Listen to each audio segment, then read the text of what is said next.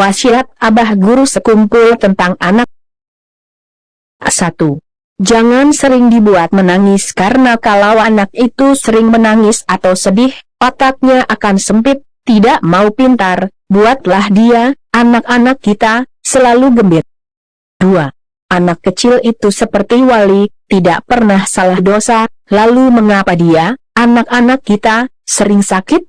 Sebab dia doa orang tuanya, ayah dan ibu, yang belum bertaubat kepada Allah SWT. Tentukan kita perbanyak taubat kepada Allah SWT dan banyak mengingat Allah SWT, istighfar. 3. Jangan sering dipuji dengan pujian yang berlebihan karena kalau sering dipuji akan membuat anak kita menjadi sombong atau besar kepala. 4. Ingin menjadikan anak kita menjadi orang yang alim, soleh dan solehah, usahakan 1. Pekerjaan yang halal, berkah. 2. Arahkan anak-anak ke sekolah agama, carikan guru yang jelas, fasih, karena anak kita tentunya akan mengikuti gurunya. 3.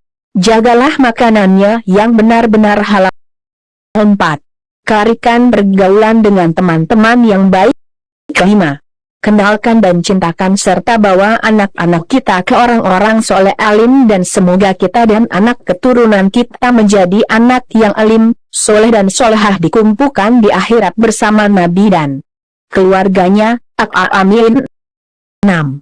Kira doakan terus-menerus dengan doa yang baik-baik, mudah-mudahan jadi anak yang soleh sambil bertawasul kepada wali-wali dengan berkat wali mudahan anakku jadi wali.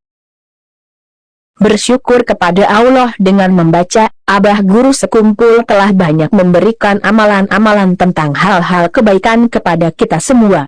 Semoga kita termasuk orang-orang yang mau mengamalkan apa yang telah diwasiatkan oleh Guru Sekumpul dan semoga anak turun kita akan menjadi anak-anak yang alim, soleh dan solehah yang kelak akan dikumpulkan di akhirat bersama Rasulullah SAW, para ulama dan aulia.